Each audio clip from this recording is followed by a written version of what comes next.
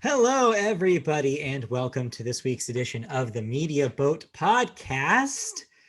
Today is May the 26th, 2021. This is episode 281 of the Media Boat Podcast. And if you don't know what that is, let me tell you. We are a podcast about media, hence the name, and we bring you news and thoughts about the newest movies, television shows, video games, and music, not necessarily in that order. My name is Matt. With me is Mike. I'm Mike. He's Matt. And today's a special day. Yeah. Do you know why it's special? Why is it special? Tell me. Because today, or rather tonight, is the Super Flower Blood Moon. Super Flower Blood Moon. Yes. Name of our new rock band. So, yes. If you want to check out the moon tonight, depending on where you live, it could look very cool. So good luck with that. In the meantime, we're going to do our own cool biz here and do our podcast. We always start the podcast by talking about movies, and we always start movies with the box office numbers. Yep. I do expect high box office numbers this upcoming weekend, as it is Memorial Day weekend. Yes, Memorial Day weekend, traditionally the beginning of the summer movie season. Even in a weird pandemic year like this, we'll probably see some sort of uptick there. But in the meantime, slightly slower week, moving into Memorial Week here. Number one, Spiral, the Saw spinoff, with another $4.6 million. That's sitting at $15.8 million domestic right now. Coming in at number two, Wrath of Man, your dad's favorite movie, $2.9 million, adding to its $18.8 million total. Number three, Those Who Wish Me Dead made another $1.9 million. That's sitting at 5.6. Number four, moving up a notch this week, Raya and the Last Dragon with another $1.6 million. That's at 48.3. And then rounding out your top five, back in the top five this week, Godzilla vs. Kong with another $1.4 million. That's so close. It's $96.8 million domestic, crawling slowly to that 100 million mark. We'll see if it gets there. But do notice that Dragon Slayer Mugen Train is not in the top five. No, dropped off thanks to just strong support, I guess, from the other movies. So. It dropped to number 6, though, but okay. hasn't quite crossed the Raya mark yet. So it might, still can. It still can. It's our Mugen Train Watch 2021. Yes. All right, and as you mentioned, next week being Memorial Day weekend, we have a couple of big hitters being released, both of which are theatrically released, though one, did they actually pull?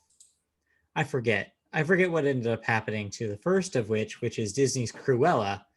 Is that still a Disney Premier Access title? Yes, it is. Okay. So they didn't go all the way theater here, but if you want to see Cruella, of course, that's Emma Stone as the titular dog napper, but younger and for, a origin story of some sort.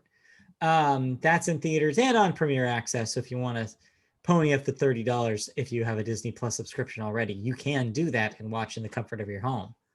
I just might do that. You just might do that. Because wifey is very interested in Cruella, mainly because Emma Stone and fashion. Yes, and fashion. Then, if that doesn't sound appealing to you, the other big release this week is A Quiet Place Part 2. That is the second in the Quiet Place franchise. That's John Krasinski not being able to talk. You know the deal. Yeah. So technically, depending on where you are, this could be considered a re-release.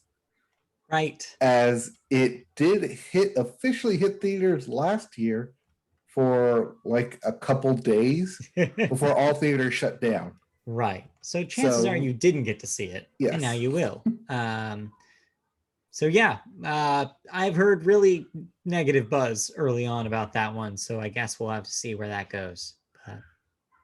So I enjoyed the first one, but I also liked that it was a very self-centered not self-centered, but self-contained story. Right. So a sequel to that? Do we need it? Yeah, Not sure. No, not sure. But jury's out on that one. We'll have to figure it out when the movie comes out. In the meantime, there's movie news to talk about.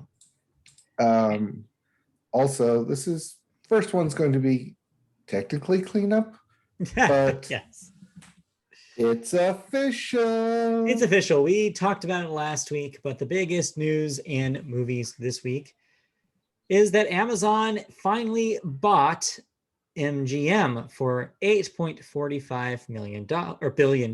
We talked about the bid last week, not quite being confirmed, but now this is the case.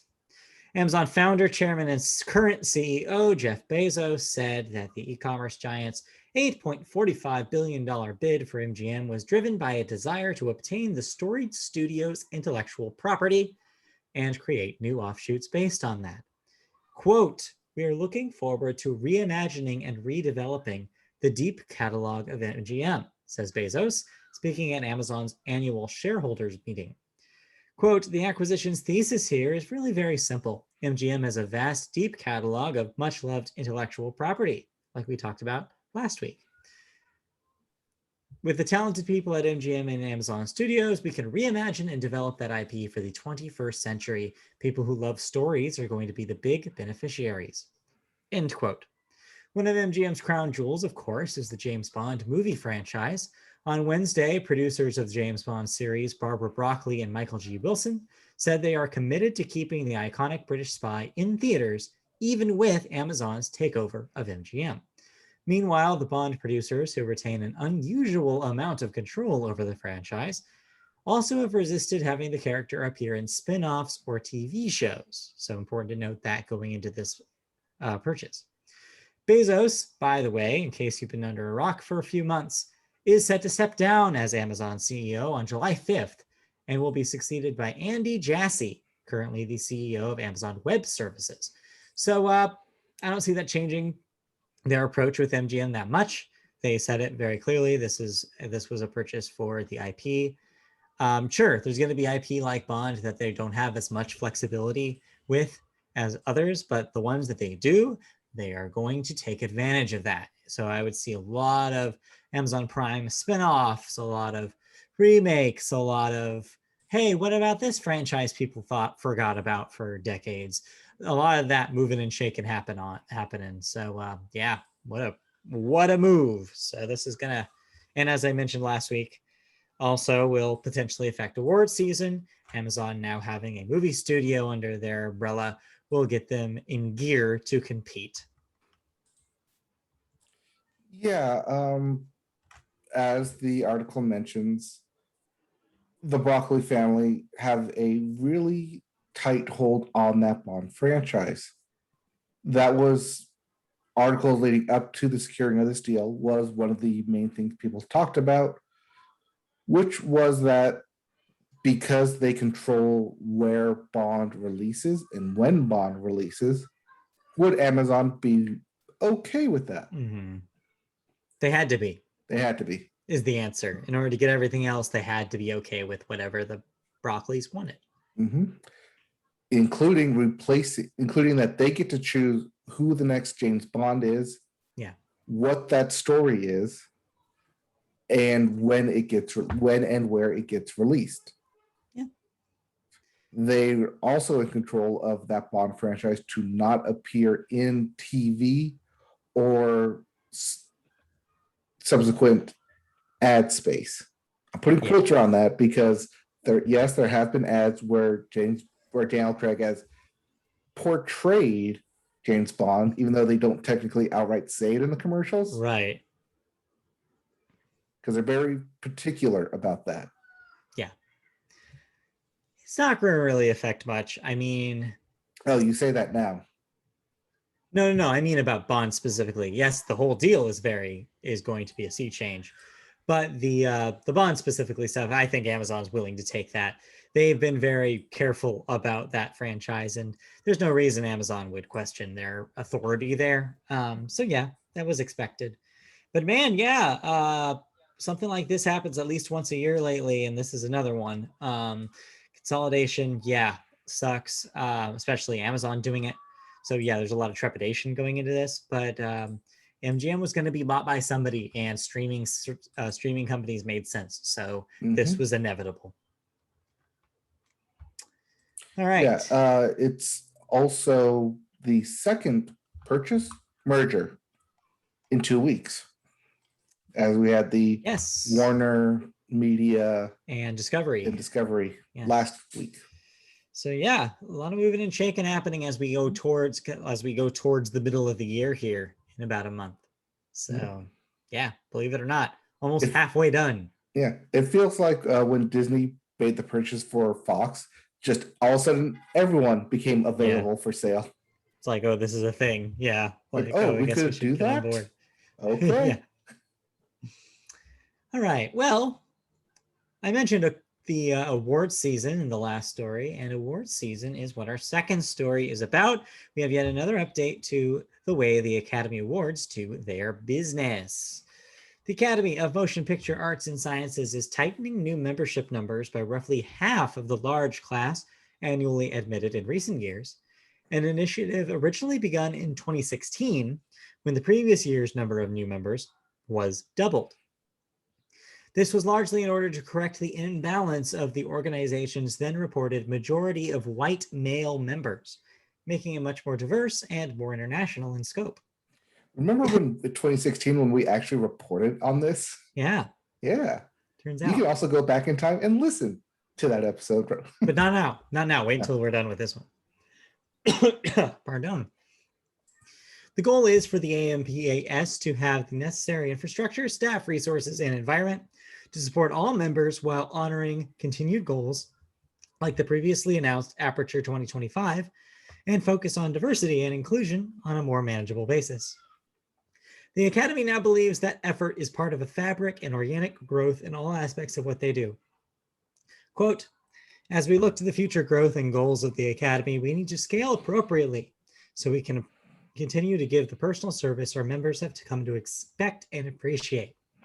That was Academy CEO Don Hudson.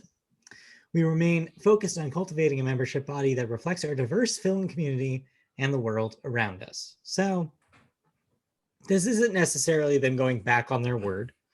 They say that it's more just like, hey, we realized it got out of hand and we need to make sure that there's that small enough number that we can take care of everybody in the way that they want to.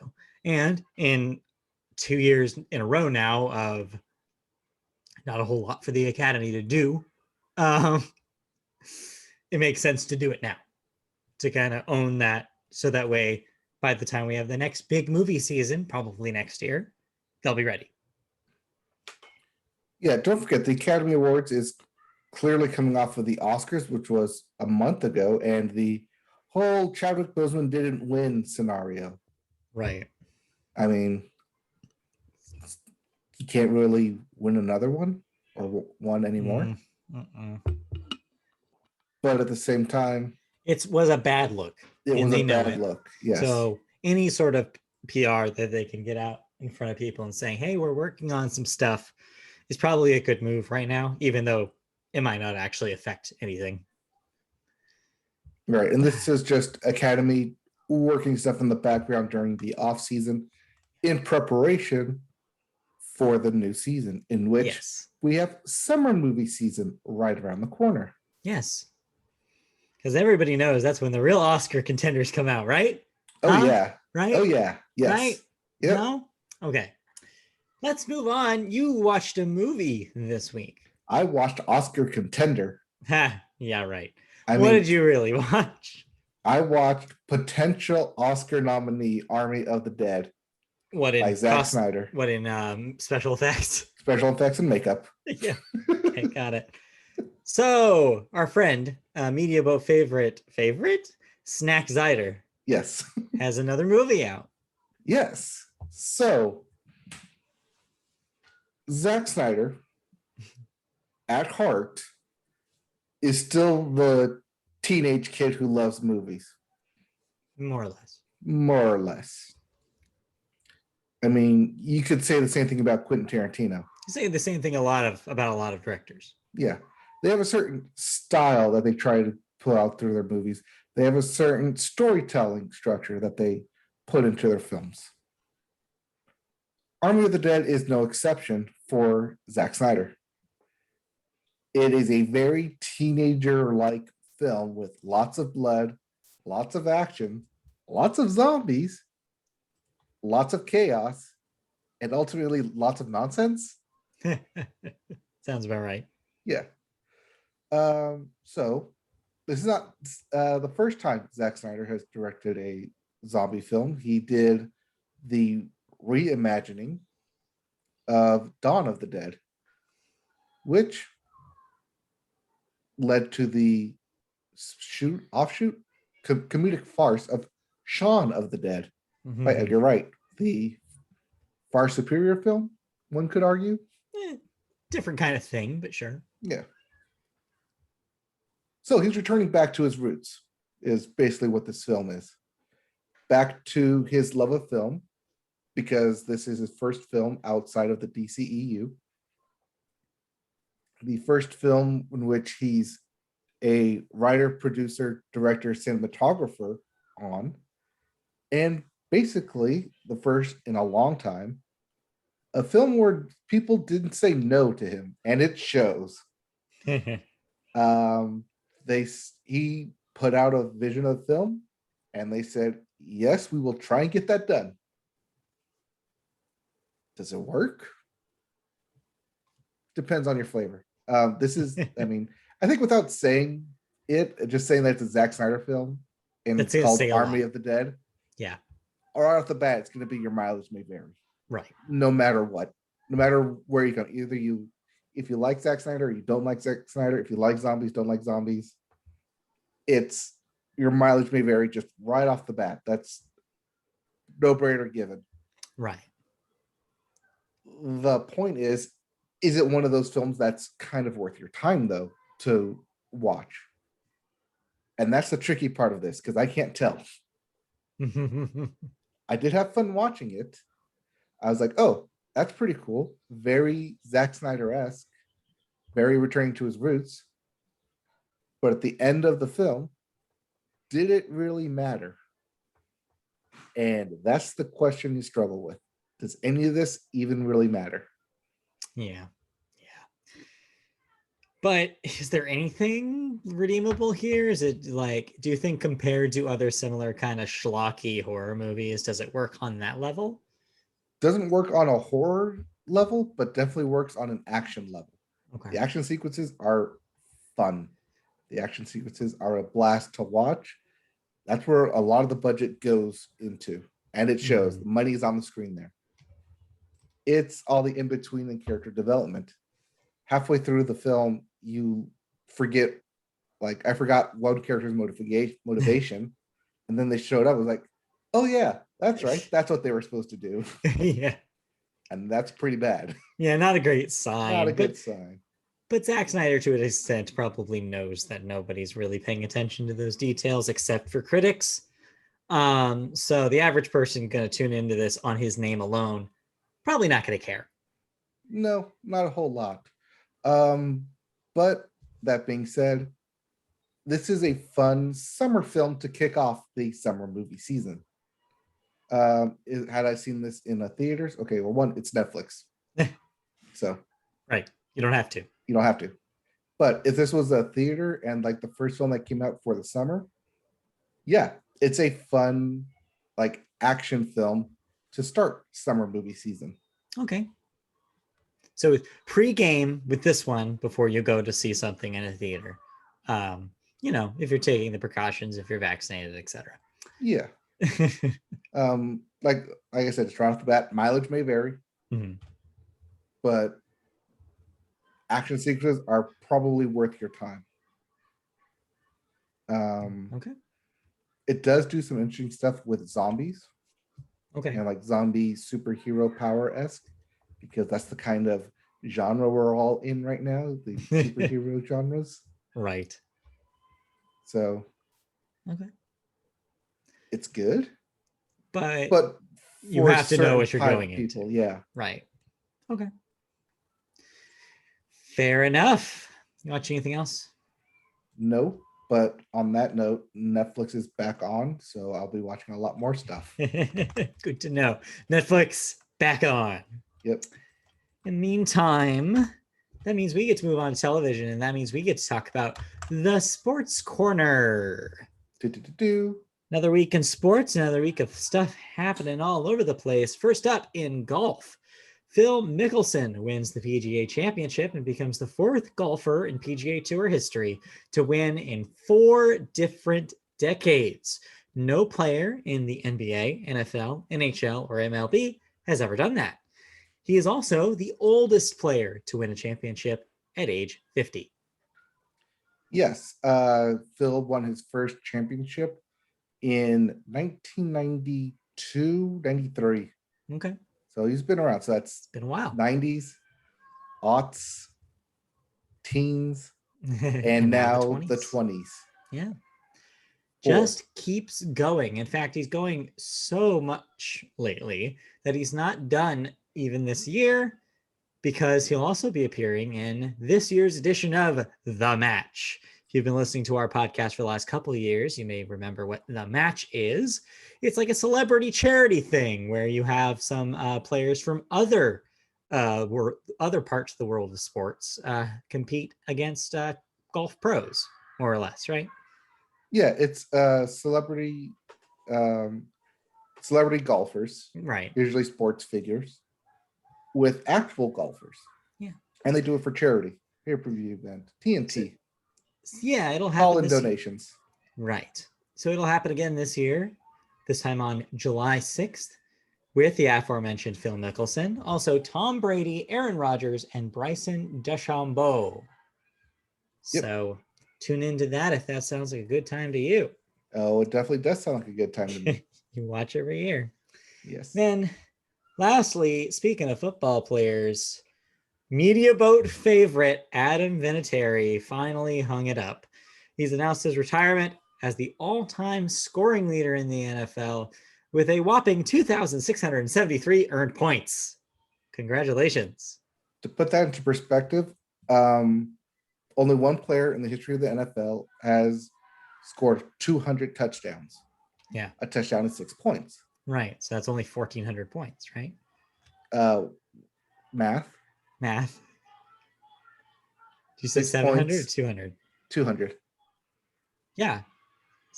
2 times 6. Oh, 6. I was going off the extra point. Sorry. Yes. Yes, you're right. Yes. 2 times 6 is 12. 1,200. So at most, I think it's Jerry Rice, has minimum 1,200 points. Adam Vinatieri, 2,673 points. To be fair, a kicker has probably statistically more opportunities to score. Yes, but also statistically, every time they score, it's either extra point, which is 1, or field 3. goal, which is 3. Significantly lower than 6 points of a touchdown.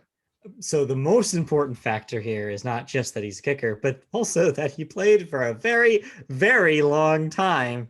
We often called him here on the podcast Old Man Vinatieri for a reason. So, yeah. Good to know that he is now passing the torch on to somebody else to be the oldest player in the league. Yes, as we noted, I think currently that would fall on the old man shoulders of Tom Brady. Right. Because yes, when we talked about Tom Brady winning, we noted that he was not the oldest man in the league. But the second. Because Adam Vinatieri had not officially announced his retirement. Now it's old man Brady, his turn. Adam Vinatieri has submitted his papers for retirement. Mm-hmm. I think it becomes official on Friday, but made the announcement today. So more or less, he's done. Yeah. But good for him. Retire on the football money and just relax that leg. Don't have to move that leg around anymore. He's got a son that is also a kicker, so there you go. We could see another Vinatieri in about 10 years. Maybe so. All right. Anything else in sports that we need to talk about before we close out this segment? Yes. The NBA and NHL playoffs are happening. Yes. In in terms of the NBA play-in, the Golden State Warriors failed to make it to the playoffs with that play-in. Sucks. Well, it sucks for them, but woohoo for everyone else. Right. And especially woohoo for everyone who doesn't like the Warriors and Steph Curry. Also, the NHL playoffs are underway, and we already have 3 teams moving on to the next round because they swept their opponents. Nice. That would be the number 1 seed Toronto Maple Leafs. Oh, sorry, no, not the Maple Leafs yet. The number 1 seed Avalanche, Colorado Avalanche, taking on the number 3 seeded Jets, and the number 3 seeded Boston Bruins moving on as well. Okay. All 3, the Jets, the Avalanche, and the Bruins are moving on to the next round already. And it's like I think they swept, all of them swept, because playoffs just started like on Saturday and we're already on Wednesday. So they must have. Yeah, they must have. All right. Well, if you're a fan of any of those teams, get ready for some continued playoff action. Yep. And then baseball continues to baseball during the long summer baseball season. Yep. So we'll report more when more happens. And in the meantime, real briefly, in NFL news, yes, OTAs, training and conditionings are currently happening for teams, and 2 significant players have yet to report to their teams. One is Julio Jones of the Atlanta Falcons, wide receiver, and one is Aaron Rodgers, quarterback for the Packers. Makes you think. Yeah, both are currently in the middle of possibly demanding trades, even though I think Rodgers has a no trade clause. Oh, okay. But he's yet to report, and literally all eyes in the NFL are on that right now. Well, wherever you are, Aaron, I guess getting ready for golf. Good luck. Or post Jeopardy, who knows? Yeah, or post Jeopardy. All right. Well, that'll do it for sports. So that means we talk about some television news. And our first story is a bit of a throwback. Hey, 90s kids, you might be a 90s kid if you were around 10 when you started watching the Powerpuff Girls on Cartoon Network. And if you remember, about 9 episodes ago, we announced that the CW would be creating a Powerpuff Girls show. Yes, a CW-style teen live-action show based on the characters in the Powerpuff Girls. So we've had casting news, we've had all sorts of rumors, we've had all sorts of hype leading up to this moment. And guess what? Get ready to have the rug pulled from under your feet, because the CW's pilot of Powerpuff, the live-action series based on the popular Cartoon Network show, The Powerpuff Girls, is being overhauled and reshot because the initial pilot was, quote, too campy and not as rooted in reality as network execs would have liked. Quote, the reason you do pilots is because sometimes things miss, and this was a miss, said the CW chairman and CEO, Mark Pedowitz. We believe in the cast completely. We believe in Diablo Cody and Heather Renier, the writers. We believe in the auspices of Greg Berlanti and Warner Brothers TV Studios. End quote. As previously reported, Powerpuff stars Chloe Bennett, Dove Cameron, Yana Perot, and Donald Faison, in addition to the rest of the cast, the writers and producers, will continue to all be involved in the product as the network films a new pilot off cycle. So the important notes here: 1, it will not make it to the 2021-22 CW season, so you won't see hide nor hair of this thing until the next cycle, whenever that may be. You might see it in a shortened spring cycle. Yeah, or some sort of winter replacement. It's possible, depending on how quick the turnaround is. And 2, if you're curious at all about this pilot, the script is out there. And I'm not kidding. The real script apparently got leaked. It is out there. You can read excerpts from it. I did with friend of the show, Christy, last night. Some of it is like, yeah, this is fine. Like, this is okay. This hits the Riverdale-esque tone that you would expect from a CW adaptation. And then some of it is just like tiptoeing that line so much it falls a little bit onto the other side where you're like, oh boy, that's a little much there. So I can imagine why an exec would be reading it and being like, at least Riverdale takes itself semi-seriously. This thing doesn't take itself seriously at all. It is literally from the go to the end, just off the wall bonkers. So it could have been great, but they're not making it that way. So we'll get a new script, we'll get a new pilot, and we'll see what happens next. But man, what could have been? Yeah, as I saw someone on Twitter put it, they put a bunch of Zoomer language into a blender Yes. and then got what it spat out. It's very much that. It's also an extremely horny pilot. Like, Yes. It's very, very horny. Nudes? Yeah, a lot of them, apparently. Yes. No, Multiple not like characters have physical them. nudes, but like talking about sending nudes or Yeah. blackmail in nudes. Like I said, some of it was like, yeah, this is about right for like a CW show. Mhm. And then you just got to know when to pull those punches, and the script did not really know when. Does Diablo Cody know how to pull punches though? So Chrissy brought that up too, and I don't necessarily think, from what I read, I don't necessarily think we're getting the full Cody here. Diablo Cody does have the ability to rein it in. Yes, she does have a legacy now of wild scripts with inventive dialogue. But I feel like she's always remaining in that world of realism, even within those confines. This seems like it's not necessarily just her. Obviously, there's another writer on this project, probably a lot of things pushing and pulling. And to an extent, this is also the first thing she's written for network TV and sold. So maybe she was not anticipating, both writers, maybe we're not anticipating the expectations for a network executive compared to what they were used to. Right. There's different expectations between film and TV. Especially between and then network TV and cable television. Yes. Where she's worked before. And yeah, so for whatever the reason, like the articles that like this news thing said, is pilots are meant to be seen and either passed or greenlit. So it's not super surprising that every once in a while a big pilot like this fails to get that green light. This is just one of those examples. We just don't see it a lot with big properties like this. So yeah, they'll give it another try. We'll see it in 2022 or earlier potentially. And yeah, we'll see what they ended up doing with it. Yep. But good to see that no one's jumping ship either. They're just going to rework it. It's good that they trust everybody enough to try it again. Mm-hmm.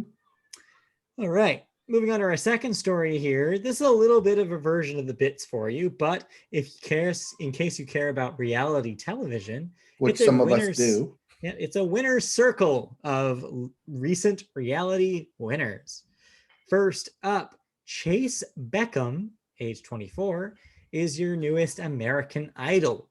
He took season 19, and you know what that means. If you're a longtime viewer of this show, white guy with guitar won American Idol again.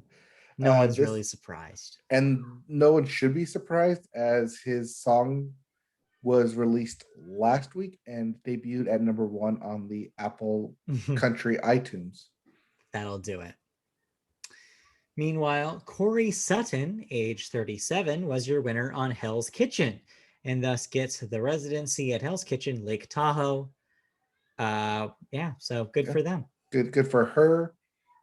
Former executive chef at 37 beat out the upcoming and rising chef. Right. But so Experience ended up winning out. But now she gets to go live in Lake Tahoe. Oh, the pain that must be. Oh, too bad. Next up, I'm going to skip this one because you have a giant goose egg here. You just have a blank. Yeah, because that is tonight. We're recording before the actual winner is revealed. So watch this space if you care about the Masked Singer. Because the winner is coming. Yes. But apparently some of the contestants on this year's were the Hanson brothers, and Wahlberg. Donnie Wahlberg was one of them as well. So that's the level of celebrity you get Yeah. with Yeah. Masked Singer. That sounds about right. Yep. And then lastly, The Voice had its win. Cam Anthony, age 19, took that one. Notable though, this is not his first rodeo, as he competed in the Fox show Showtime at the Apollo back in 2018. And which he won. Even has a record deal already, or at least had one potentially, with Aftermath back when he was age 14. Yes. Also, when he was 14, he sang the national anthem for then President Obama during the Easter for that time. So for being 19 years old, this guy has already had quite a career for him. So, but as Blake Shelton has recently said in an interview regarding the winner and it being his 10th year in it, no one from The Voice really has taken off and become that superstar yet. Like, they get these record deals, and between coming off of The Voice and signing the deal, like, the ball gets fumbled and they're not properly promoted. The songs don't quite hit and they just kind of fall off the map. Well, the business is different than it used to be. I mean, case in point, American Idol, right? I feel like there's no comparison to those early years of Idol because the record industry was so different back then. It worked for Kelly Clarkson and your Carrie Underwoods because the mechanisms of how people got famous from being an artist were different. Now, everything is so much about streaming numbers and going viral on TikTok and what have you, that a traditional winner on a reality show is already at a disadvantage because of the way that it came up. It's just not as easy as it used to be. Not as many eyeballs are on the television, more eyeballs are on the phones, and it's not the same as it used to be. So no, The Voice is almost too late, is I think the case here. The Voice even premiered beyond that expiration date of Idol. So that's probably why we're looking at just diminishing returns every year as we go on. And it's only going to continue that like that until they make some sort of big, massive change to what it means to win a reality competition. It's funny you mentioned that because Cam Anthony, in order to get that, as previously mentioned, signed deal with Aftermath, he was a tween YouTuber who was a singer and got that deal. This would have been the Justin Bieber era, kind of after the Justin Bieber era of YouTube being the discovery mechanism. Right. Yeah. So he has that exposure, but as you can see from it, from 14 to 19, those 5 years, nothing really substantial happened. He's still the unknown. It's hard.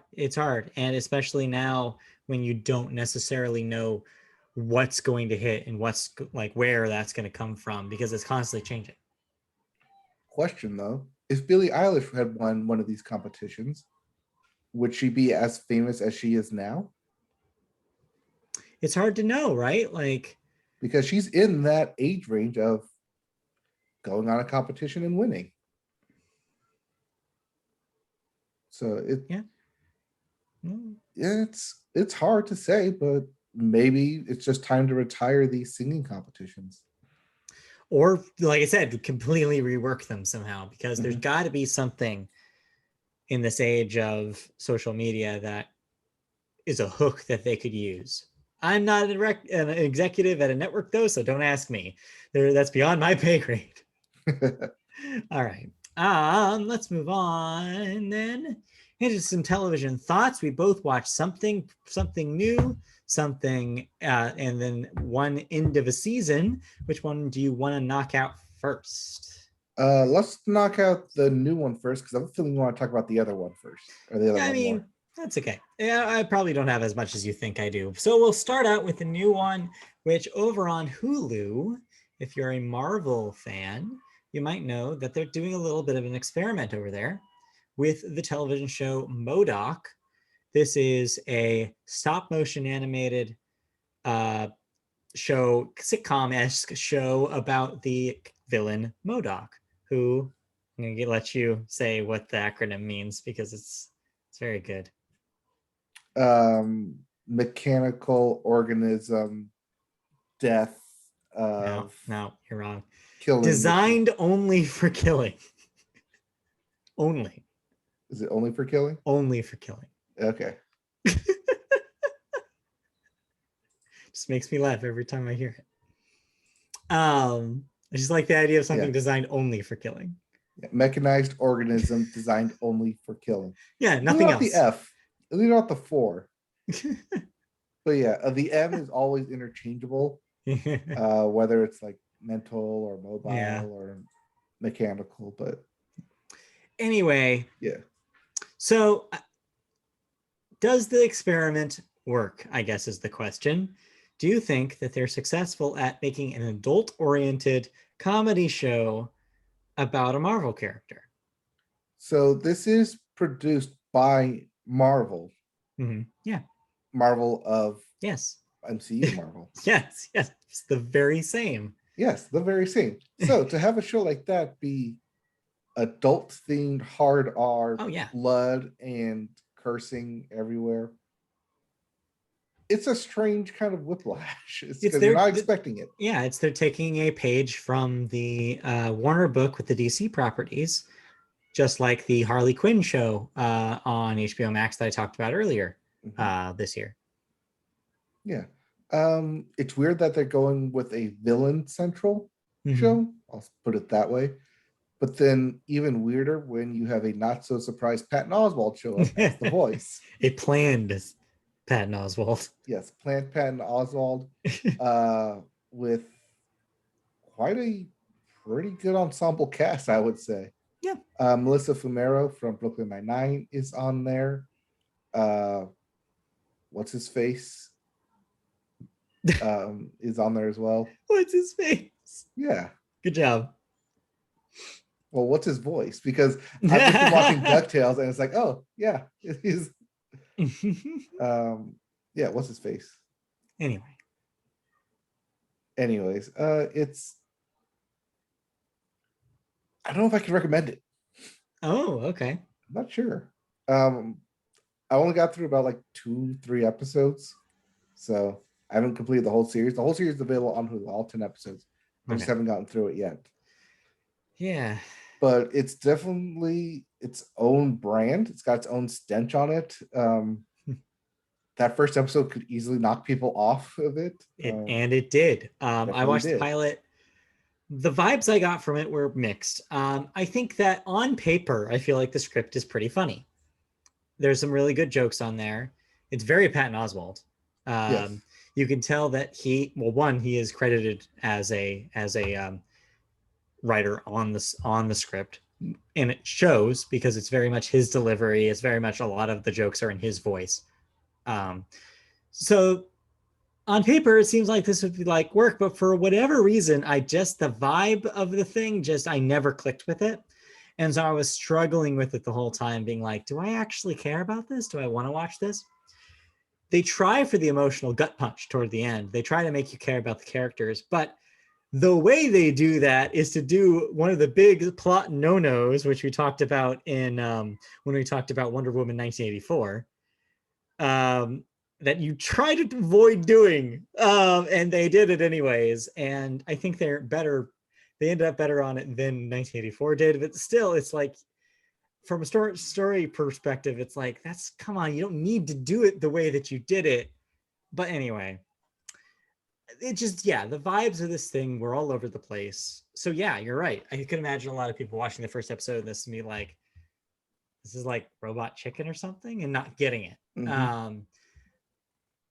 But it's, it's a unique thing. It's a unique take on the Marvel universe, especially right now when one of the biggest complaints about the Marvel movies and television stuff is that they're so formulaic and saccharine at this point. It is a way for them to kind of stretch beyond that with some of their characters. And from what I can pick up is that if you're a diehard fan, there's a lot of Easter eggs, a lot of background jokes that are made for you. There's a lot of stuff that's there for Marvel fans to eat up.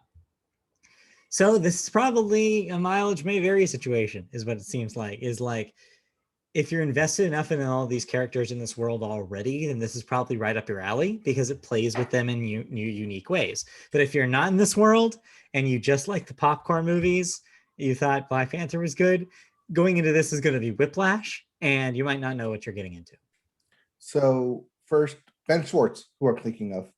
Yes. The yes. comedic stylings of Ben Schwartz. Yes. Two, I think this is pointed at a very specific kind of people. Uh-huh.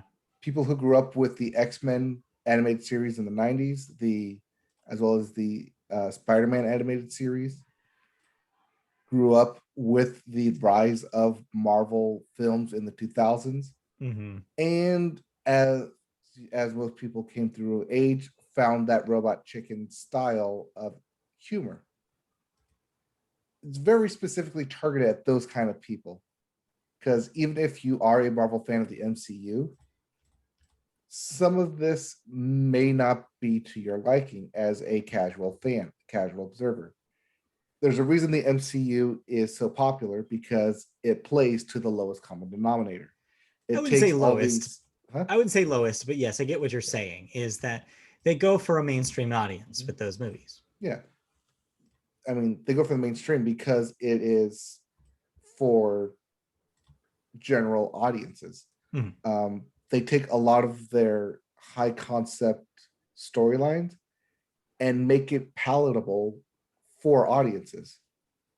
Like even like the Infinity Gauntlet, Infinity War story is such a thick piece of material that in the fact that they were able to get that down to 2.5 hours and then Endgame to wrap it up is in its own an accomplishment. This is not for that. This is for everyone else who wanted them to do more, who wanted them to go darker and edgier, who wanted that twisted humor that Marvel can be known for. I like that they're willing to play around with this stuff, because I think a lot of fans imagine that would never happen.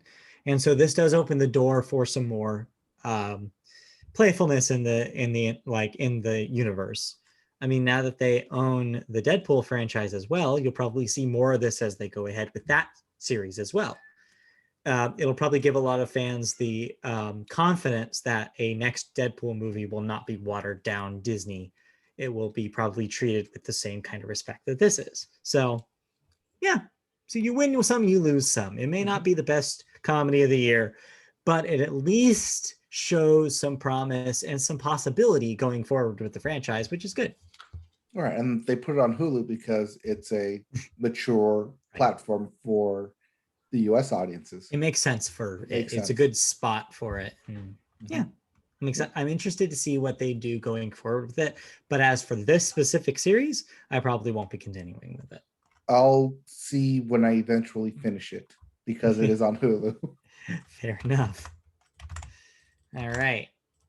Then the other thing. Yes. So you have a show that you watched.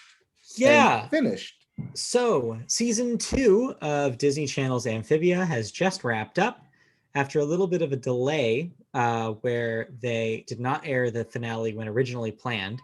Disney finally put it up last weekend. And man, what a finale.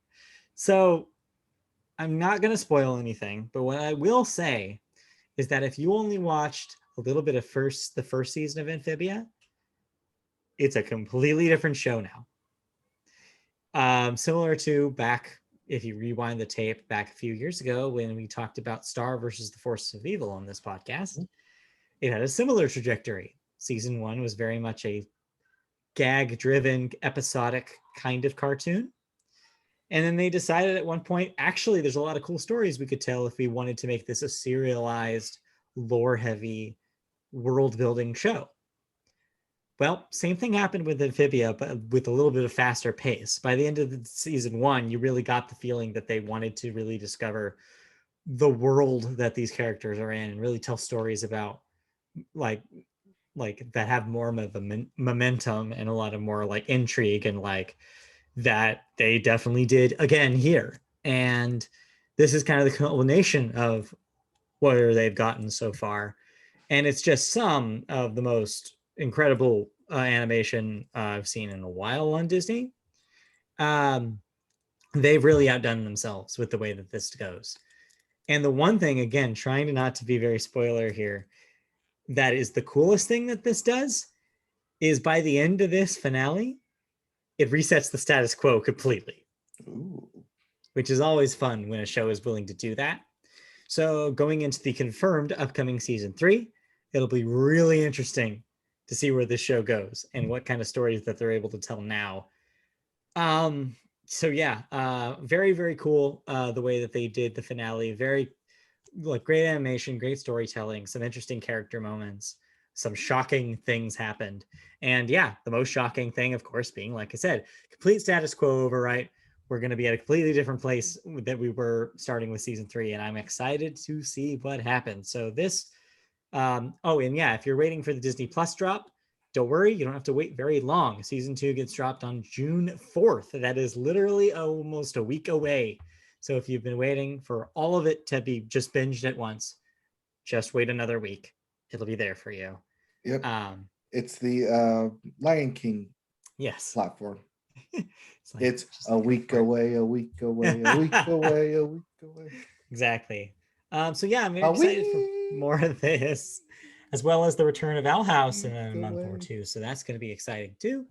So yeah, just Disney stuff, still great. So congrats to everybody involved on both of those teams for just cranking out amazing animation. Just completely showing Cartoon Network the door right now. Anyway, all right. On that note, because this is the end of May, all of your, not necessarily yours, but all of your serialized TV shows will be wrapping up this week. We had the finale of 911, of 911 Lone Star, of Resident, of The Good Doctor, of This Is Us, of The Equalizer, of NCIS, of Law and Order. Everything on network or cable TV is wrapping up this week, because next week starts the Summer Game Series. Yes. All summer competitions return, including Lego Masters, the new cooking competition of, what is it? Mystery Kitchen or whatever it's called. Oh, Crime Scene Kitchen. Crime Scene Kitchen premieres tonight after The Masked Singer. Right. Summer of Games and Fun and Cheap Productions. Yes. Summer of Saving Money. Yes. Of course, that's not to mention that, of course, the summer will also get the currently not canceled Tokyo Olympics. Mm-hmm. So yeah, just the currently yet to be canceled Tokyo Olympics. Yes, right. So television will continue just a little bit more, game oriented for the next couple months. That does mean you have a whole summer to binge watch past seasons. Exactly. And catch up on new stuff before the next season. Yep. Speaking of which, that's a perfect segue into our next section, which is, of course, cancellations and renewals. All right. What am I no longer watching? Just a handful of renewals this week. No cancellations. First up, Prime Video is bringing back The Wheel of Time for a second season. That is ahead of its premiere. Yes. HBO has renewed a Black Lady sketch show for a third season. Its second one has just or will soon premiere on HBO Max, I believe. Yes. That's a question. I don't know. I'm seeing ads for it, so I don't think it's premiered yet. Soon. Then Firefly Lane on Netflix is getting a second season. Don't get excited. That's not related to the Joss Whedon Firefly. Just making sure you know. Also, anyway, don't get excited because Netflix is known for canceling things after 2 seasons. That is also true. No, never get excited is what we're telling you here. Just never do it. All right. Then we have a few deaths that we need to talk about here. Just briefly, unfortunately. First up, Phil Lombardi. Baseball player, played for the Yankees and the Mets. He was age 58. So kind of pretty young. Yeah. We also have... I believe he was the son of Joe Lombardi. So one of those Lombardis. Yes. Not Lombardi of football, but baseball Lombardi. Baseball Lombardis. Yes. Yeah, different. Then next up we have Samuel E. Wright, age 74. Was an actor in Little Mermaid and Dinosaur, sung Under the Sea in Little Mermaid. The voice of Sebastian. Most famously. Yes. Yeah. And then I believe he got that role because Howard Ashman knew him through stage stuff. So he probably had a theater career as well before that. Yeah. Then Kevin Clark, age 32, real young. Actor, was in School of Rock as the drummer, Freddie Jones. Yeah, that one is super young. I mean, yeah, I literally feel that age at times. You're almost there. Almost there. Yeah. So yeah, definitely a sad one right there. Yep. All right, let's move on. Turn this frown upside down by talking about some music. And we always start music with the Billboard, and we start the Billboard with the Hot 100. And the hottest song in the land is once again by Olivia Rodrigo. But it's not Driver's License. No, it is Good For You. And in this humble podcaster's opinion, this is probably the best number one song we've had on this chart in a long, long time. This song rules. Are you saying it's a good song for you? It's good for me. I don't know about you. Yes. Anyways, congratulations, Olivia Rodrigo, for becoming up top the number one song. We'll talk about her a little bit more later. Talk about her album later.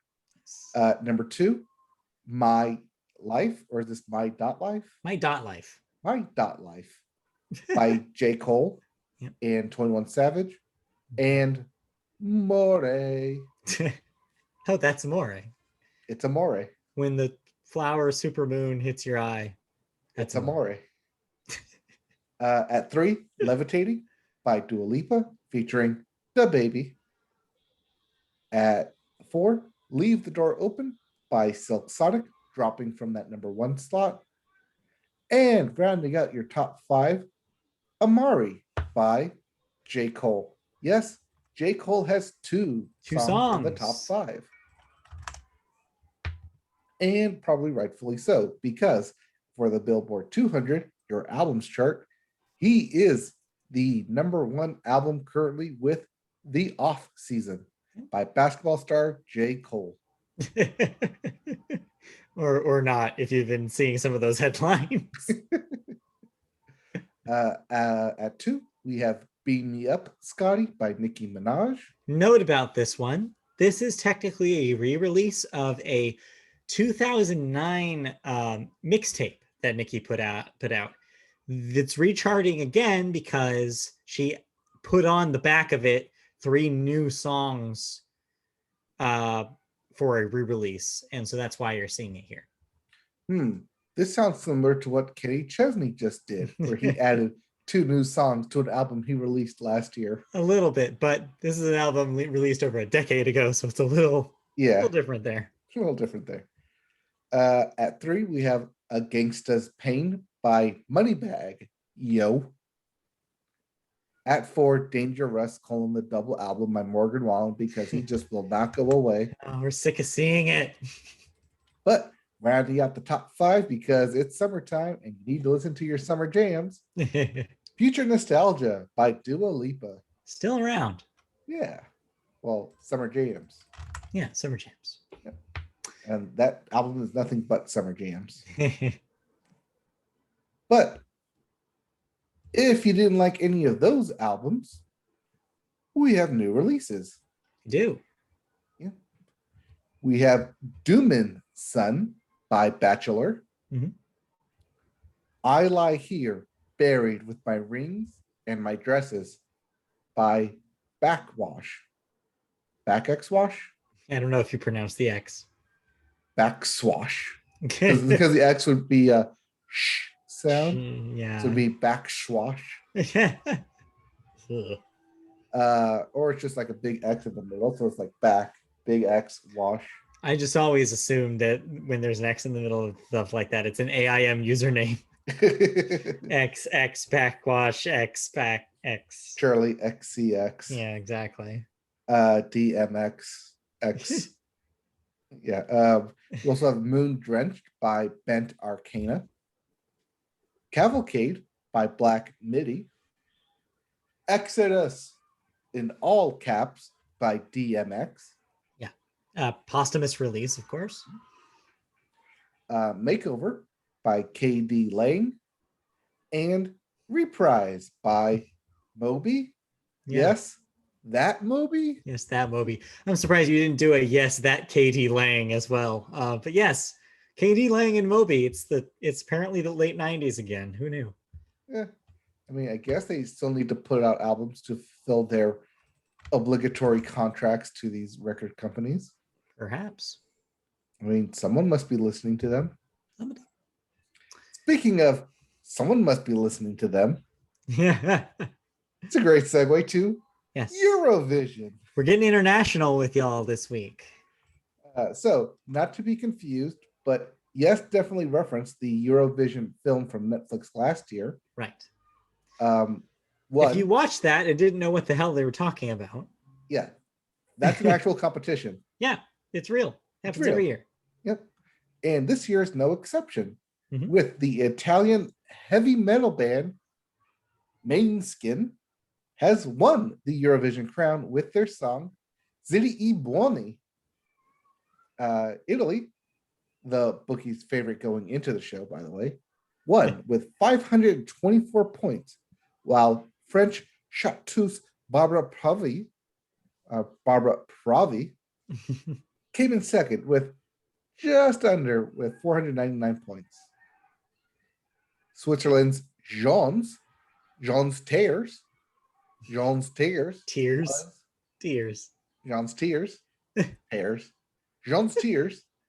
was in third place with 432 points. I feel like this is some sort of revenge for me making you it is list a lot of the international stuff. It wasn't on purpose, but it ended up being that. Meanwhile, the COVID-stricken Iceland, a fan favorite, thanks to the hyped up Eurovision A Story of Fire saga from Netflix, came in fourth place with 378 points. Quote, "We just want to say that the whole of Europe, to the whole world, rock and roll never dies," screamed Måneskin's frontman, Damiano David, on stage following the band's win. Hailing from Rome, the glam rock group is comprised of singer David, bassist Victoria De Angelis, guitarist Thomas Raggi, and drummer Ethan Torchio. That sounds like a Pokemon. The band, who wore matching laminated red leather outfits to the final, won Italy's prestigious Sanremo Music Festival back in March. Their win, which marks the third historical victory for the country, which last won in 1990, means the 2020 Eurovision Song Contest will be heading to Italy next year. So, congratulations to these guys, except one small asterisk. Following the win, there's been a little minor controversy about whether or not that the band that won had been doing drugs in their green room. I saw this clip. They apparently had to have drug tests that I don't know if there was a conclusion that got. I don't know if they were able to figure it out or if they had or not, but there was a little bit of controversy there, though they denied the allegations. Right. It was a quick pan to them, and they saw some guy possibly doing a line, unsure, because he couldn't see the table. Might have been a gag, might have been nothing. Who knows? Might have actually been coke, but who knows? I'm not sure if anything will happen if they are. I don't think that their title goes away. I think it's more just like a, hey, you guys really shouldn't have been doing that in our green room kind of thing. Mm-hmm. So, yeah, we'll see. We'll see. possibly keep you updated. But congratulations to Italy and the band Måneskin Yes. for winning Eurovision. And congratulations to all future contestants for getting to travel to Italy for Yes. Eurovision. Yeah, eat a lot of pasta for us. There could be worse places. Yeah. All right. Speaking of there being worse places, the Recording Academy. Hey. Yay. The Recording Academy, or from the Grammys, has announced the latest round of updates for the Grammy Awards rules and guidelines. As always. Yes, but this is the second such amendment this year. Mm-hmm. It's complicated, so all right, try and focus here. All right. I'm focused. Significant among the latest round are an expansion of the eligibility. Blah, blah, blah, blah. Eligibility. That's what I said. Eligibility Mm-hmm. for credited producers, songwriters, and engineers in the Album of the Year category. All are now eligible, whereas recognition was previously limited to those credited on 33% or more of an album's playtime. Mm-hmm. Also, the percentage of newly recorded material required for an album to be eligible for award consideration has been raised from 50% to 75% recorded within 5 years of release date. Who could they be targeting with that? So before you start thinking about, is that the Taylor Swift, can we just call that the Taylor Swift rule? So no, because note that Taylor very specifically re-recorded everything on the Fearless Taylor version record. Mm-hmm. So it actually is not affected by this rule change. However, it's probably a savvy move considering a lot of artists that are not Taylor are re-releasing things. We just talked about this with Nicki Minaj by adding just a few more songs on the end. This is probably to prevent those from being in Grammy consideration, to make sure that it's actually new records that are being considered, not old ones with new material on them. See, I was looking at that as targeting hip hop and R&B, possibly, where songs will be a part of mixtape or unreleased albums, and then officially put on future albums. It's not necessarily Future's album, but future albums in general.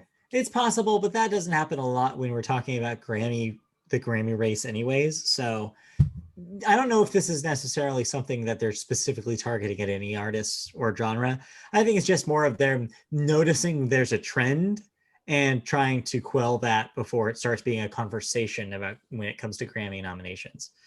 The other thing to note here about the credits for Album of the Year, that's interesting considering this is going to open a lot of doors for a lot of people to get a Grammy for Record of the Year now, for Album of the Year, sorry. And so that's going to change it from just being a writing category or a producing category to be oh no, this is actually everybody who put their hand in the producing pot at any point during the album production.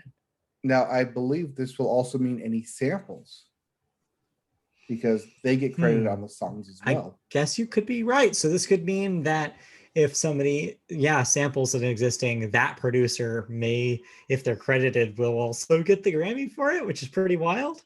I didn't think about that angle. Yeah, well, I only thought about that because of all the lawsuits we keep talking about it. Yes, and this may have been a response to some of that as well. Mm-hmm. Nonetheless, they're making little tweaks here and there. They're never going to get the Weeknd back, but hey, at least they're moving the ball forward a little bit every here and there. So, no, but we can at least enjoy our 3-day weekend coming up. Yes. Coming up. Yes, that way. Ladies and gentlemen, Memorial Weekend. Anyway, we have Memorial Weekend is the band name featuring The Weeknd. Yeah. It's a tribute. It's a cover band. Band that only does The Weeknd songs. It's called Memorial Weekend. We need to do this. But we already have a rock band of Blood Moon. Yeah. It's true. Anyway. Anyways, All right, let's move on into some music thoughts. We've listened to a couple of things this week. we both listened to these albums. Well, I No. forced you to listen to part of an album. Yeah, I can't wait to see how the rest of that goes. Well, let's talk about that then, You shall want to we? get that one over with? Okay. Yes. Tell me about Korn. Korn. Not the band. Not the band, though. Tell me about Korn, the produce. Rain makes corn. Corn No. makes whiskey. No. If that song sounds familiar, that's because that already exists. I want that, but different. Can you give me that, but different? Yes. What you want is Blake Shelton corn. Yes. I always want Blake Shelton's corn. When Stefani wants Blake Shelton's corn. Don't want to think about that. Anyway.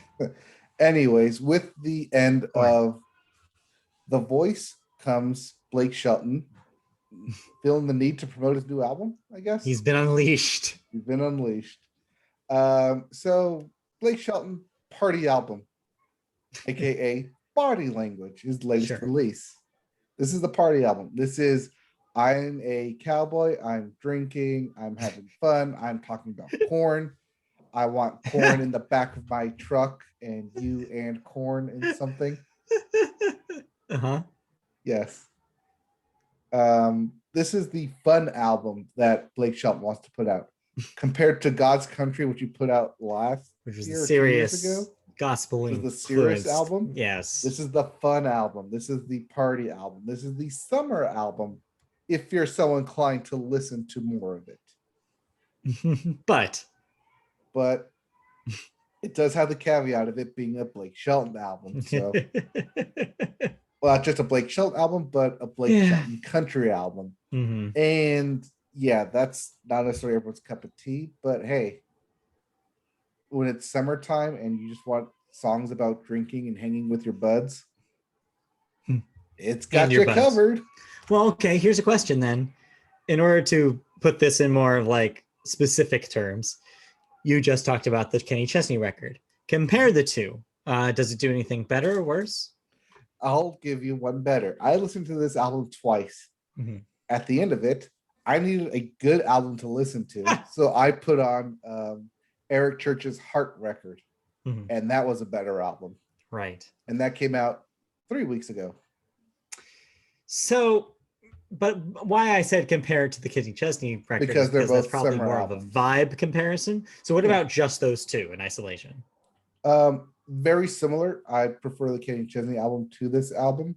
Okay. But if I was younger, I might prefer the Blake Shelton album to the Kenny Chesney album. But my list may vary. It also that depends on how much Blake Shelton you can handle. So yeah, but so he does have the song of listing things. Yes. So it hits that record. So yeah, if you've been missing a Luke Bryan fix, well, this guy can list things too. Yes.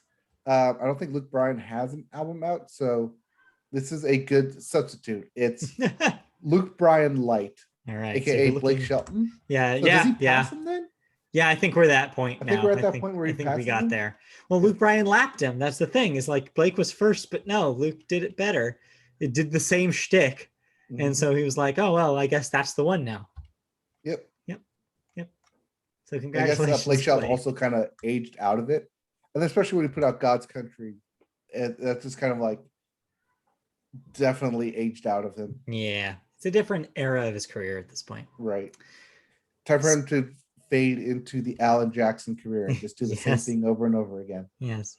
Speaking of starting a career, let's talk about the other record we listened to. Oh, I'm sour about this one. So she's the talk of the town. And by the town, I mean social media, news, everything. Just politics? Yeah, politics, comedy, because she was on SNL. Like literally everywhere you look in the last few weeks, you cannot stop seeing Olivia Rodrigo. We've talked about her on the podcast before. She had the hit #1 song for several weeks with Driver's License. She was a former Disney star, and now she's trying to turn that into a singing career. Current Disney star, because High School Musical season 2 is currently going on. Right. It's true. And then we mentioned earlier in the podcast that she has yet another #1 single, as she's been putting out a few preview singles before the release of her full debut record. Well, wait no longer, because it is here, and it is called Sour. And may I just say, it is probably the best record of all year so far.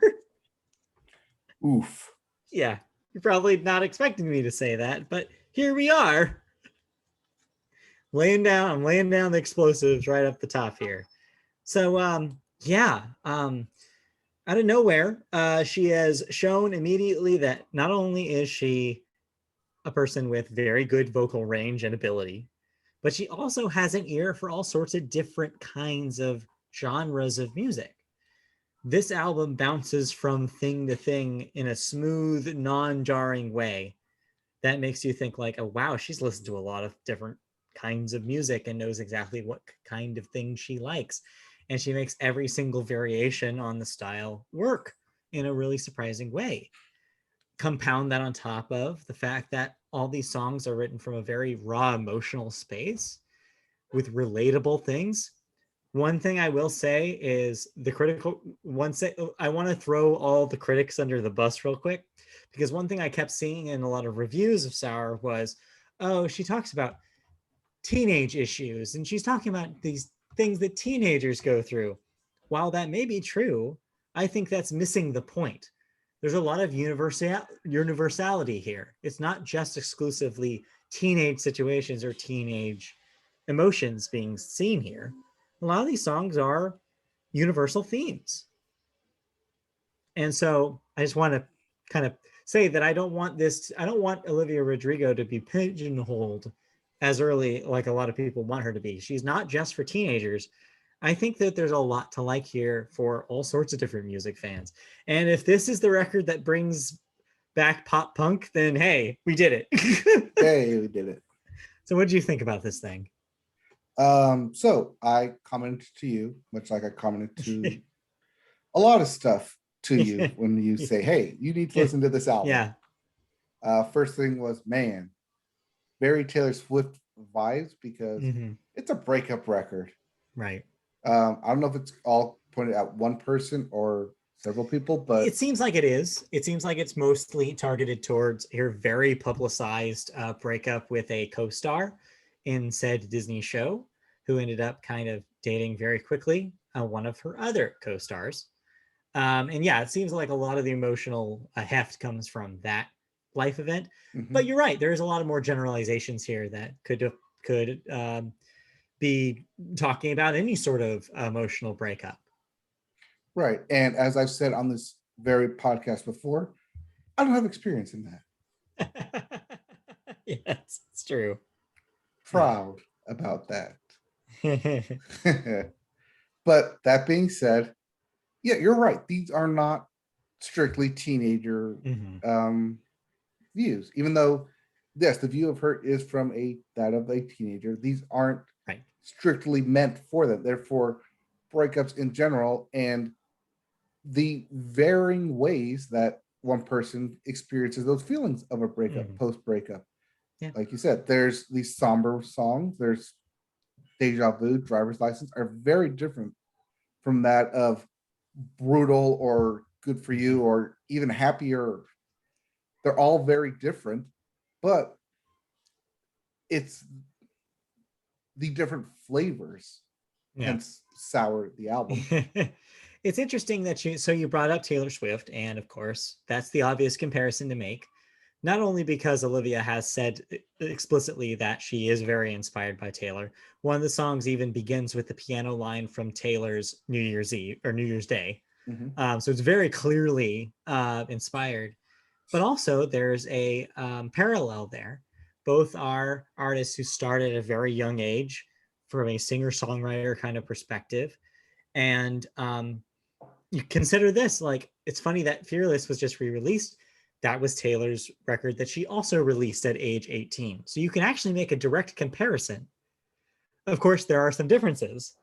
Olivia is a lot more open to cursing on this record. She's a lot more open with about about like references to sexuality. She's not as dreamy as Taylor was. Like she's not as into the fantasy of like the classic love story as Taylor is. They're different people. Aha. But yes, I know that was a pun. But yeah, but it's interesting though where they do overlap, which there is the same amount of songs that are about these very lived-in experiences. She likes to reference a lot of very specific details, just like Taylor does in her songwriting, to kind of put you in the world. Driver's License is a perfect example of that, right? You get to kind of like feel like you're in that car driving with her because of how she describes these suburbs and those feelings that she had, or all the details she lists in Deja Vu about the things that she did About with the Billy boyfriend. Joel. Yeah, like like listening to Billy Joel, and like these are very Swiftian kind of things. But Swift is not the only person being referenced here. There's a few songs that are very influenced by Lorde, specifically the work on Melodrama. Mhm. There's a lot of Billie Eilish here, with production cues kind of borrowed from that kind of Zoomer aesthetic. And well, she's a Zoomer, so that's to be expected. And even Good For You, the current #1 song, very inspired by like pop punk bands like Paramore. In fact, you pointed out a YouTube person had done a mashup of Misery Business and Good For You. Or no, you didn't, but I played it for you. Yeah. Friend of the show, Christy, actually found that one. Yeah. Well, I pointed out that it definitely Yeah. sounds like she's inspired by that kind of song. So yeah, That pop punk, that beach surfer rock. and so yeah, that's the interesting kind of that's the interesting kind of new take that this takes. So while Taylor had a very country industry kind of version of that 18-year-old coming of age story, Olivia Rodrigo seems like she has a lot more freedom and uses that freedom to really experiment in all sorts of different ways. And it's of course paying off. I mean, it's the biggest record right now. It's going to be your #1 next week. Oh yes, Obviously, for we don't sure. need to tell you. The one thing that this album does really well is it's a storytelling album. Mhm. You can tell the story from the front to back. You can feel the emotions going through it, and it ends on a very powerful note of Yes. hope you're okay. Yes. Yes.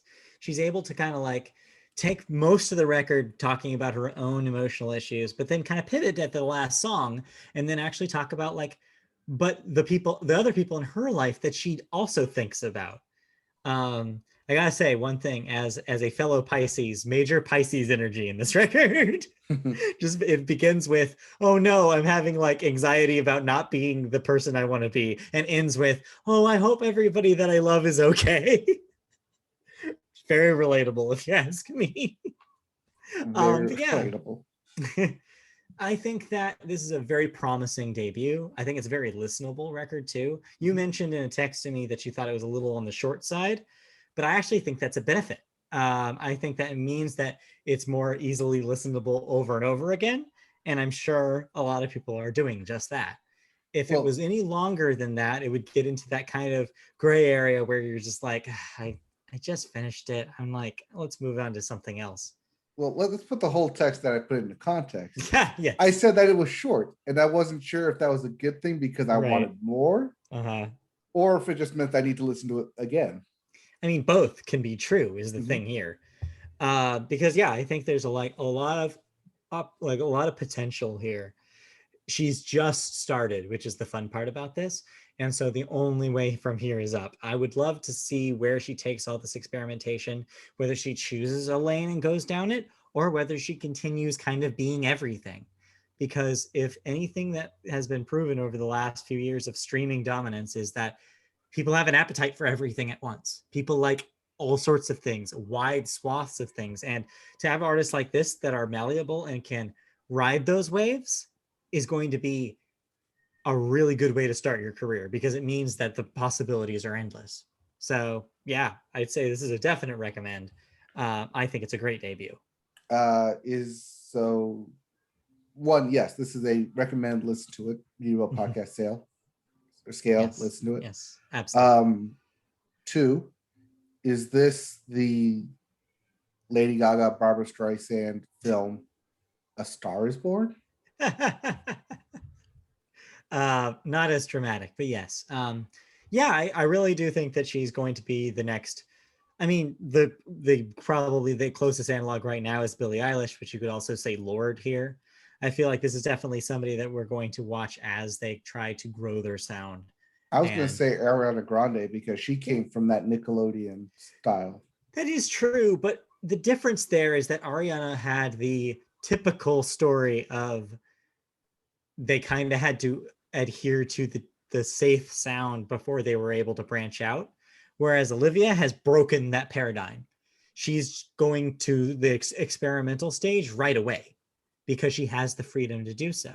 So that's why I'm saying Lorde here, because like it seems more like or Billie Eilish, because it seems like more like they have so much creative control over their initial sound that they immediately said, this is who I am, this is the kind of music that I make, which is different than your Taylors, your Arianas.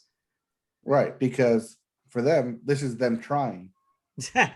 Yes, exactly. So yeah, it'll be interesting watching her career. I think that it's very exciting to see what happens next. But yeah, for now, the record that is out is a very good one, and I think yeah. And don't be surprised if more of these songs end up charting. Oh yeah, not surprised at all. Wouldn't be surprised at all. Like it was the entire record was like the top 10 on Spotify for the last week, so it might happen.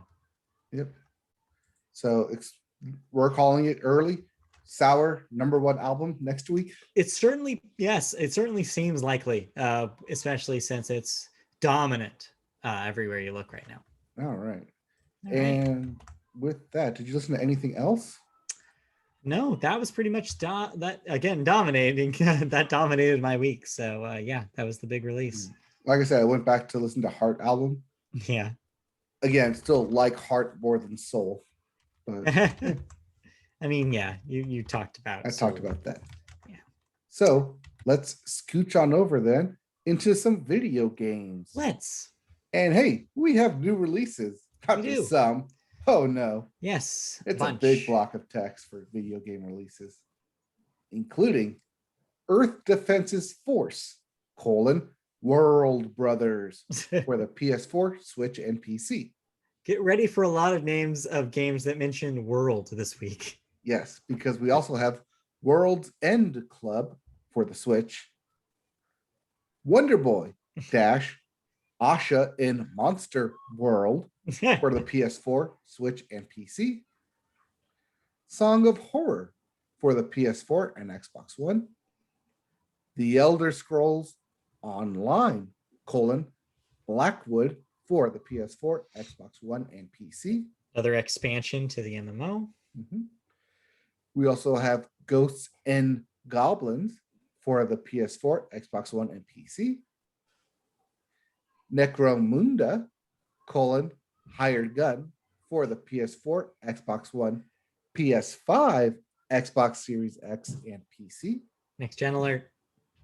Operation, Tango for the PS4, Xbox One, PS5, Xbox Series X, and PC. Wreckfest for the PS5. And your big release, because it's literally coming out on everything, Stonefly for the PS4, PS5, Xbox One, Xbox Series X, Switch, PC, possibly mobile. If you own it, you could probably play this game. Do I know what it is? No. Do you want to know what it is? No. Google. Yes, Google. Or I'm sure some ad will pop up saying, play this everywhere now. All right. Well, those are games that we can play right now. But as is the time for summer and summer games, we also have E3 to look forward to. So yeah, this is kind of a bits that I've set up just about pre-E3 / Summer Game Fest confirmations or announcements. So just a quick little rundown of what to look forward to in the next couple weeks. Oh, yes. And we can look forward to Microsoft still holding on to its E3 2021 game showcase on Sunday, June 13th at 1 p.m. Eastern, 10 a.m. Pacific time. The event, which Microsoft is calling the Xbox and Bethesda showcase, because that thing happened. Co-headliners. Will be streamed live on Xbox's Twitch, YouTube, Twitter, and Facebook channels. But you might also be able to stream it directly on their website, which is probably where they want you, actually. Probably where they want you to do. Ahead of Ubisoft's E3 show, the French publisher is letting a few bullets out of the chamber to whet the appetite of expected fans. That's a weird mixed metaphor. Yeah. For those looking for Far Cry 6 news, you won't have to wait much longer, as Ubisoft plans to stream the first gameplay of the newest game in the long-running series on May 28th at 9:30 a.m. Yep. Right in front of Memorial Day weekend. Yeah. Not to be late to the party, Sony and Guerrilla Games are holding another State of Play presentation tomorrow from this podcast, focusing solely on Horizon Forbidden West. The actual gameplay footage will be preceded by a, quote, uniquely crafted countdown based on the game. Wow, talk about like ways to get you to actually tune in before the thing starts. You tune into the countdown. The countdown, guys. It's going to be so cool. Yep. That starts at 9 a.m. Pacific time.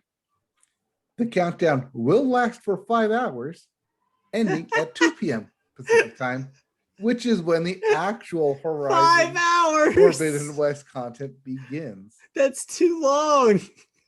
So much speculation on those 5 hours. Yes, who knows? I mean, I guess it's not as bad as when Nintendo put up the Virtua locations for like 24 hours where random Pokemon came by. You could possibly see a new Pokemon for the upcoming game. So the actual State of Play, however, will be 20 minutes long, bringing roughly 14 minutes of new gameplay and footage for the sequel. Note, that is 20 minutes of actual presentation after a 5-hour countdown. After a 5-hour countdown. So this is just the beginning of what I'm sure will be a very busy June for big announcements and streams like this. So prepare yourself. Yes, and should those big announcements happen, we will pull an audible and do reverse shows. Yeah, we'll call it by year every week. We'll see. Yes, but now, as with the summertime, you're gonna want to be getting into a pool. All right, so this is my favorite story of the week. I'm so happy we get to end on this one this week. It is absolutely wonderful, and I'm just so happy that we get to talk about it. Let's talk about hot tubs. Like hot tub time machines? No, not time machines. Hot tub gaming machines. What? Well, a few days ago, Twitch suddenly removed the advertising revenue for streamer Caitlin Amaranth Sagasa, who quickly went to Twitter. Siragusa? Siragusa? There's an R in there. Oh, there's an R in there. Who went to Twitter to report that her analytics went flat all of a sudden, just completely flatlined. Mm-hmm. Siragusa, who had long tested Twitch's off and on wholesome image with her hot tub streams, wherein she wore a swimsuit and streamed from the hot tub or some equivalent, because they have a chatting only section. Right. If you don't know how Twitch works, you don't always have to be streaming a game. You can also turn on only chatting, which you can just be chatting with your friends or random strangers. Yeah. Or Twitch fans or followers. Yeah. Anybody. Or your Discord. Anybody who wants to see somebody say in a hot tub. Yeah. Well, this was not technically against Twitch's rules, but because it's owned by Amazon, they had a long found battle between letting people express their sexuality while also trying to remain family friendly. Twitch released a blog post titled, "Let's Talk About Hot Tub Streams," explaining some of its stances and making some changes. In the post, Twitch tried to delineate between sexually suggestive content and sexually explicit content. It points out to having too strong of a stance on sexually suggestive content, which ended up banning a lot of video games too. Yeah, so basically what they're saying there is that if they all of a sudden were like, you can't have like streamers in bikinis because people then are coming in for the bikini, then you have to also consider, what about video games that have characters in bikinis in them? And then that's a whole different like conversation at that point, because you, as the owner of Twitch, you want to make sure that you're not barring people from playing the games that they want to for arbitrary reasons. And so they had to make sure that there was a line here. Right. It was, I mean, YouTube had the same problem with demonetizing anything that had the Nazis in it, Right. because it demonetized a lot of history channels that talked about it. Right. Yes. I mean, not that they're one and one the same, but yeah, you're right though, is you can't make sweeping changes. You have to make sure you're considering the content. Mm-hmm. So to combat that issue where advertising revenue disappears for streamers like Siragusa, Twitch is allowing advertisers to target or avoid specific content. Moreover, it has added a new category called pools, hot tubs, and beaches for people wearing swimwear. Twitch was clear that this is not a long-term solution, but it is an immediate patchwork to fix the current issue. Yeah. So my favorite part about this story is that in that blog post, Twitch basically, when they're trying to explain themselves, admitted that like it's not against their terms of service, because there's no way for them to police what the viewership thinks is sexy, right? They can't criticize a streamer just because somebody finds that streamer attractive. There's no way to do that. So they were saying like, yeah, so we can't just like blanket that like, oh, we can't turn this person's stream down because they're wearing a bikini, because somebody might be on another stream where a woman is fully clothed, and or like somebody is fully clothed and they get in the same kind of arousal, because everybody's different, right? So it's like, it's such a weird line that they admitted themselves that they can't criticize somebody for being sexy or appearing sexy. And so like they ran into a wall here. So, right. Yeah. You can criticize if they cross over into the nudity line. Right. Yeah. Obviously. And that's clearly like against their rules in terms of service. But yeah, what is sexy? It's open to interpretation. And yeah. That's like something like this, you can't necessarily bring the hammer down unless you have enough reason to really do so. So yeah, this is interesting. So like the solution, yeah, as they even admit, it's not the best solution, but at least for now, certain advertisers will now be able to be like, do I want to run an ad on the beach one, on this beach streamer? Why, yes, I do. And so yeah, they'll be able to if they want to. Also, I just like the idea of somebody playing a video game at the beach. It's very funny to me. Do note, it's not listed here, but it will slowly be coming in the news, at least within the past month, with pool season coming out. There is, and quite possibly, going to be a chlorine shortage. So you won't be able to keep your pools pretty clean very soon. But if you are into stocks, that is something to possibly look into. To trade in your game stocks for it. No. We do not advocate. The Media Boat Podcast does not advocate any sort of not actual financial advice. Yeah, we're not actual financial advice. We do not advocate any buying or selling of any stock. Just make that clear. Yes, but hey, pools. It's pool season. It's pool season. And with that, as soon as we're done here, I am probably jumping in one. So nice. Are we wrapping it up? I believe that'll do it. So thank you. Did you play anything before we officially wrap up? A little bit more of the show. I got a remote play working on my computer from the PS5. Worked really well initially. If you have a decent connection, it's pretty much spotless. But if there are dips, you will sometimes be dealing with like constant stream like blips and blaps. And so if you're playing something, it might really throw you off um, if your connection gets really severe.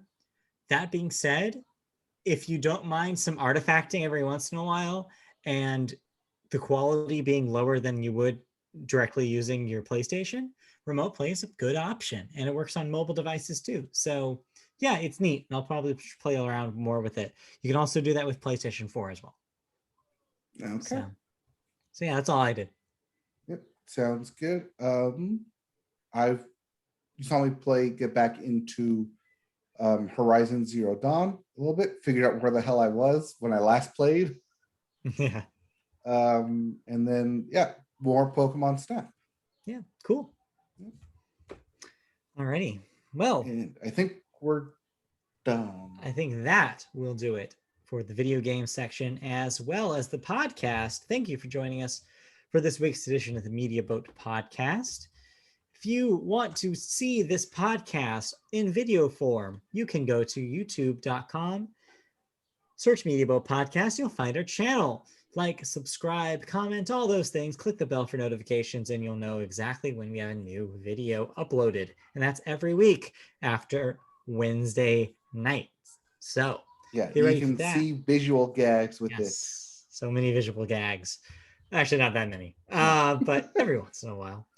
If you rather listen to the audio version, hey, I get it. I have a day job too. You can by going to any podcast service that you can think of. Apple Podcasts, Spotify, iHeartRadio, Google, Amazon, anything you want. We're there. Just search Media Boat Podcast. Download us weekly. You can also find us on social media channels such as Twitter, where we're at Media Boat Cast, Facebook, where you can search Media Boat Podcast to find our page and like and comment there as well. And you can email us questions, comments, suggestions at mediaboatpodcast@gmail.com. And stay tuned to twitch.tv/mediaboat. We might have some new streams coming in for you. We're not quite sure what that will be. Sounds like maybe some of your Horizon plans are still TBA, so we'll see about Horizon. But in the meantime, that'll do it. And you can catch us next week with a whole new show where we talk about all sorts of wild things that we don't even know because they haven't happened yet. We will definitely have thoughts as they appear, probably talking about that new Cruella film. Perhaps.